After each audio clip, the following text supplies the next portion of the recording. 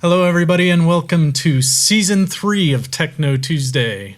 I'm Kendrick Bender. I am Phil Malone. I'm AJ Savopoulos. And we got some fun stuff to talk about today. We are going to be talking about 3D cameras for robots. Inside Out virtual reality. Touch virtual reality. And shameless plugs. Shameless plugs for Phil's drone beacon. And it has been a while since we've done this. It's probably been 6 years. Yeah, so if you look at some other videos from Techknow Tuesday, we all look a lot younger, especially these guys. A little bit These different. guys were in high school when they were doing it before, and now you're like Graduated. retired, right? Pretty much Getting there. retired. Close. We're pretty well retired at this point. Almost Yeah. there. Yeah. I, of course, have not changed at all. No? Well, maybe put on some weight. Different shirt, right? Different Even shirt. wearing that shirt. That's right. Homage to Woodstock. Yeah. Okay. Okay, cool. All right. Let it rip. Okay, so I have, for a topic today, the Intel Realsense tracking camera, Cool. the T265. And it's a stereo camera, so it can tell depth, and it's also got a SLAM processor on it, so it's got SLAM localization. stands for Simultaneous localization. localization and And rapid. yeah, very good. It's one of those new acronyms that I'm still not got the hang of yet. But yeah, so it can take the image data that it's got, process it into position data, so it can tell you where you are, and then it sends that out through USB. And why are you telling us about this camera, Kendrick? Well, on the FTC forums, the Q&A forums, they specifically allowed this camera as well as the Pixie Cam, What? which I think would also open it up for a bunch of other similar style cameras that have. Yeah, because they didn't say just these cameras. It was more like the people asked, hey, we have these two cameras that we want to try. Are we okay. allowed to use them? And they're like, Right. yeah, sure. Those Sure. two cameras are perfectly fine. So that really, I feel like, does open it up quite a bit. And I feel like it being, the Pixie Cam being at that $60 mark, I feel like it's more affordable for most of the teams. So I feel like we may actually start seeing that. I feel like that'd be pretty cool to see implemented. It may not be that useful in the beginning, but it might just be a cool... And so the Pixie Cam is a little circuit board camera. I think originally it was developed by Carnegie Mellon. I think CMU Cam. That sounds right. And it's not so much a camera, but a vision processing system, right? So it's looking for... And it has the processor on board as well? Right, Okay. right. And so it can look for color blocks and things. I know a few years back, FRC, Lunacy, oh my gosh, that's 10 years ago, they had these pink and orange markers above the trolleys, the carts that the robots are pulling, and that was a perfect application because the Pixie Cam is really good at picking color combinations. If you say I'm looking for pink above blue, it can hunt it out really well. But of course, it's good for finding yellow blocks and white blocks and all sorts of stuff like that. Yeah. So I could totally see how that would be usul. Yeah, and dodging robots if there's any autonomous in there. But back to the 3D camera. So, Sorry. looking through about this camera, it looks really impressive. It's got super wide angle view. It's like 170 degrees wide angle view camera, so can pretty well see just about everything in front of your robot. 6 millisecond feed rate. Wow. So It refreshes that many? it refreshes even faster than that, but the rate at which it sends data out through the line is 6 milliseconds, which is So crazy fast. the hard part's going to be USB, and because I think that one's USB. The Pixie Cam is not. Pixie Cam's I2C. I2C. So that one might be actually a little easier to implement into the FTC kit, whereas the USB might be a little bit harder to add in. I know there's some forum posts out there about people looking for advice on integrating the Pixie Cam into FTC. I actually looked up and tried to find information about integrating the Pixie Cam into FRC, and it wasn't easy. What I think I'd heard about FTC is they say if you put it into the mode where it emulates a Mindstorm EV3, then it's easier to talk to. It makes sense, I guess. Okay. Right. So yeah, I guess we can look for that. But the RealSense camera, though, I mean, my question is, how is it going to cope with our fields? I mean, we're not like a robot running around an office. We're a robot running around in a small space with other moving robots and people and all sorts of stuff. And so that, to me, it'd be really great to be able to use that information, but I'd be afraid to use any of that based on is it even thinks it's seeing the bridge, but it's seeing another robot, or it thinks it's seeing a block. Or is it thinks it's seeing a robot and it's seeing people stand on the side of the field? I could perhaps see that you could get some really very specific application out of it. Like if you put it in front of the robot and used it to actually locate and align with a block. Right. I mean, if you know you've got a 4x8 rectangle in front of you and you'll be able to tell that it's skewed, I mean, you could, scoot your robot around to line up, perpendicular or parallel or whatever to that piece and know, your distances based on the depth data. It does have object learning on it.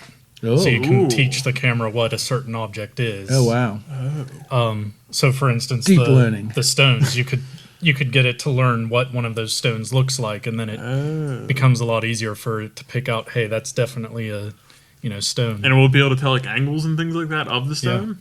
Yeah, so it can tell, Well, they could get that from its depth information if it wanted to. Right, that's true. So it can tell not only where it is, on the field, or where it thinks it is on the field, but it can also tell where other objects are and where they are in relation to you, or I guess in relation to the field. Yeah, Yeah, I would. part of Yeah, it in relation to you. I have trouble believing it could do that in our environment. Yeah, but I want to see it happen. It'd be very It'd interesting. be really cool to see it well. happen. Yeah, absolutely.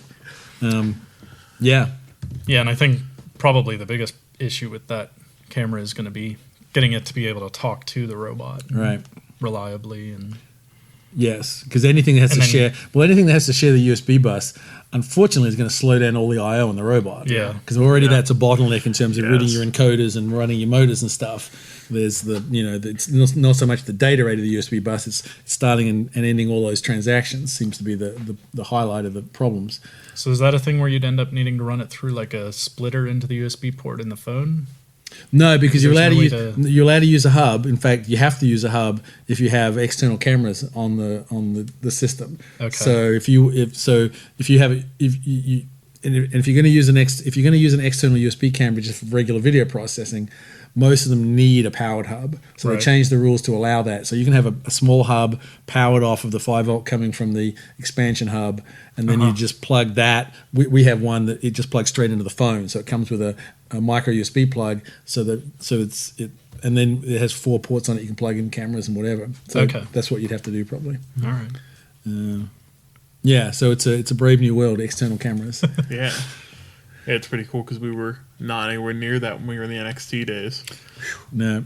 One of those things that might be very useful once you figure it out, but figuring it out might be Yeah, it'll certainly be a challenge. If someone can figure it out, it'll be potentially a really big asset that year.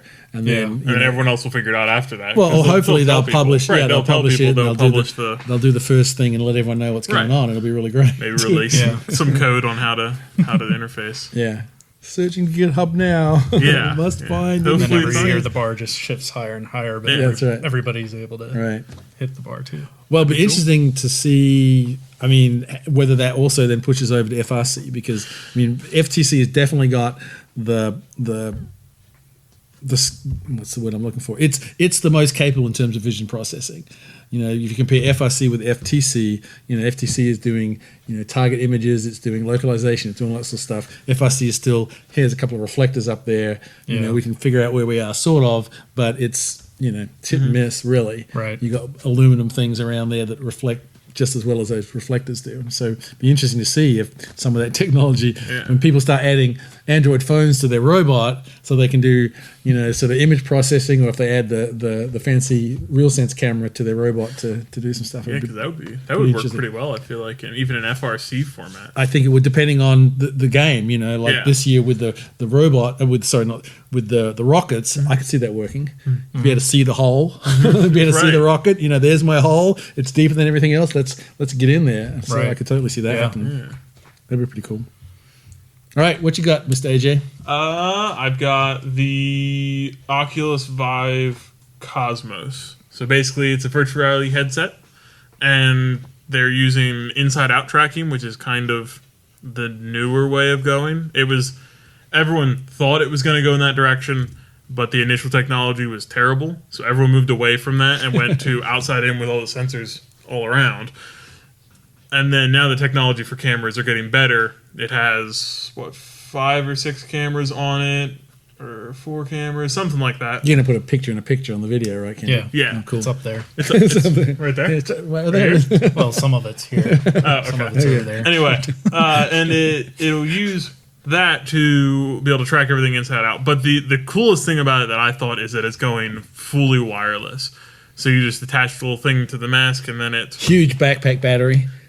they didn't add that, but there's a good chance. The it's just a knapsack mask. battery. Okay. Well, I mean, it's better than people have to carry around desktops on their back. They have like backpack computers just for VR. Oh, man. I could see it even being okay if you have one wire attached. Yes. If it's just a power cable coming in. Yes, That's way better. it's way better than the massive tab needing that they USB, have. Yeah, USB multiple and- USB cables, display You cables. got display Fiber ports. optic cable where we shoot enough light up it that you can power with as well.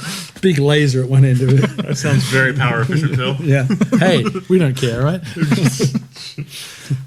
But If we cared, we wouldn't have to water cool our computers, right? well, maybe that's true.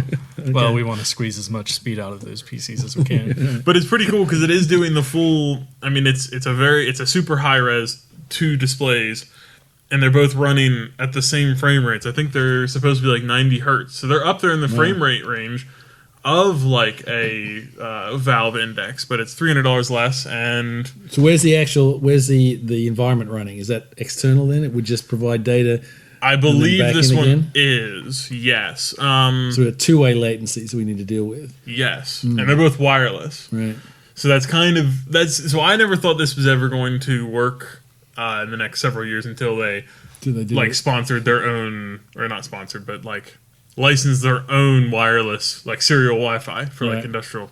So like I was expecting that because there's so many things happening on the 2.4 or 5 gigahertz range. I didn't think it was gonna be able to link that fast and that consistently. But if we can hold 90 frames at 4K wirelessly, that'd be pretty sweet. Yeah. Yes. And So then- the video would come back to the goggles wirelessly. Yeah. That's That's pretty I demanding, know. right? And You said like- two and 4K screens, right? I think it's 4K in total. Don't quote me on that.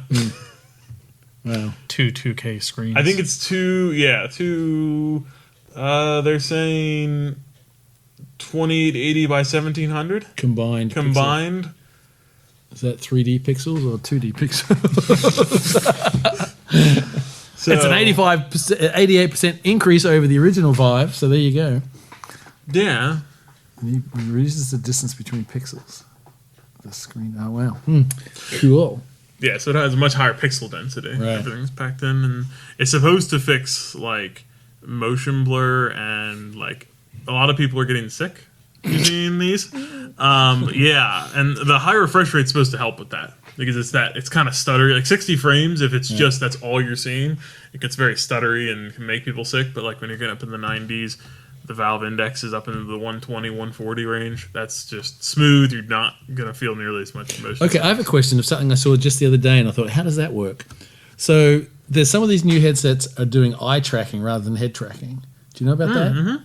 How does eye tracking work in a headset? I mean, like you got the Ooh. headset on, you move your eyes, Yeah. and it changes the Yeah. view based on your eye. But if you're moving your eyes, you're looking over there now. So how does it help for the image to come back over? How does I that work? don't know because I do know that.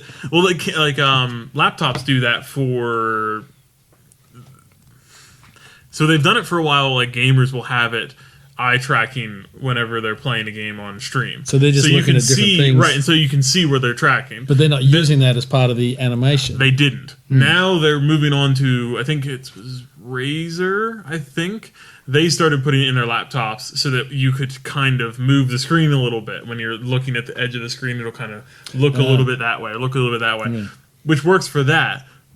But in VR, that wouldn't really... So the impression I got was the theory is that whenever you look over there, your eyes go first and your head follows. So your eyes are a leading indicator for your head. So I wonder what they do is whether they when you flip your eyes, the scene transitions and then it then it pulls back to the middle so your eyes can become centered again. So I wondered if it's a slow time constant, fast time constant thing. But I was just thinking, how does that work? Because if you move your eyes in a helmet, yeah, it's definitely interesting to see the ways that they're trying to take this to the next level of immersion, Speaking Eye of tracking which, and- Speaking of immersion, seems like this is turning into a this should be like Maybe. Techno game night or something. Except I normally wouldn't be able to contribute, except tonight because I don't do that stuff. I wonder if You don't someday play we'll be video able to games? like. they haven't done a put on a virtual glove or reality Angry Birds yet, so I can't do it. that needs to be a thing. probably. Because maybe not. You might just we'll find you curled up in the corner Yeah. But anyway, so speaking about immersion and whatever, so whatever. eye tracking. I was going to talk about my two favorite YouTube channels, Potassium and Smarter Every Day, and I was just a couple of days ago I was watching a Smarter Every Day video where they talked about a new system by Haptx, that it's a new haptic glove, and it just seems to be miles beyond anything that's out there already. It's the point where we're talking hundreds of pressure points, which are I forgot the name of it now. What the individual points? What are they? Haptrons or haptons? Haptrons, something like that. that. I think it's Something like Haptrons. that. But Haptrons? but the video is really great because on the one hand the video shows a sort of simple 3D game animation running with this glove, and then on the other video shows some of the engineering behind the glove, enough to whet our appetites but without giving any secrets away. And it's really fascinating because not only to me as a physicist, it's not only so much of how they're achieving this with little sensor actuator ones that have like 9 or 12 haptics or little pressure bladders, but they're also talking about how it's not just enough to inflate or deflate these things. You want to change the rate of attack and decay of the pressure so that it mimics different objects. So you can tell the difference between a solid object and a lightweight object, or an object you can squeeze, and how it can resist. It has actuators on the back of the finger so it can actually resist your hand moving in, so that if you go to pick up a stone, it resists it and changes the pressure points. Or if you're picking up a sponge or picking up It'll let you it's squeeze. different materials. And to the point that in the game they put the hand out and it's raining, and he can feel the individual raindrops on the hand, which it's pretty crazy. So now we've got eye tracking, better immersion helmets, get rid of the latency, give them some haptic feedback. They're actually currently working on thermal feedback as well. They show where there's a dragon that comes in and blows flame on his hands and he feels the heat, basically. So you've not only got the ability to add heat, but you also have to worry about the response time.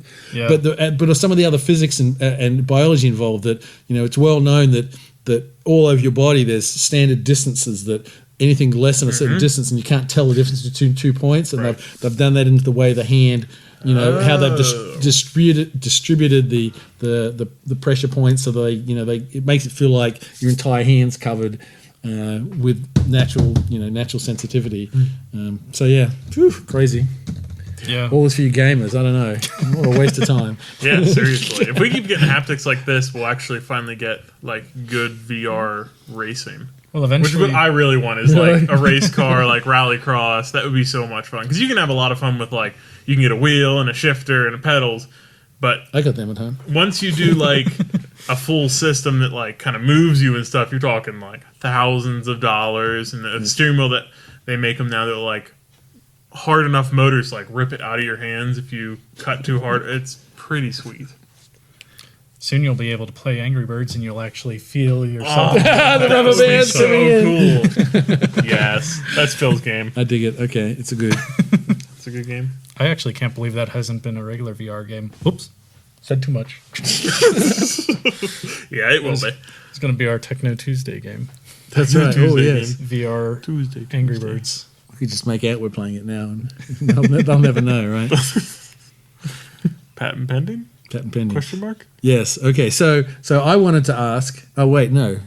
No. One of us wanted to ask. One of us. Well, no. I wanted to ask favorite YouTube channels, because I was just talking about my two, the Potassium and the Smarter Every Day, because I love them because I'm a physics guy and I like physics, but I'm always learning new stuff that I didn't know about before, and it's just oh, that's how that works. I like that.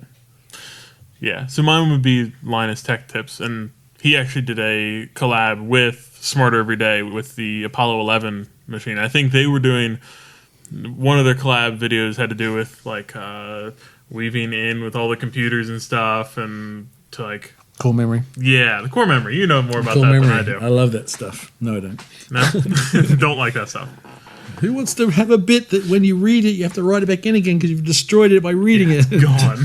It's gone. But the other cool video they did together, they did a two-part. And the other one was they were looking at the cooling system for the controls ring. There was a ring that went around the whole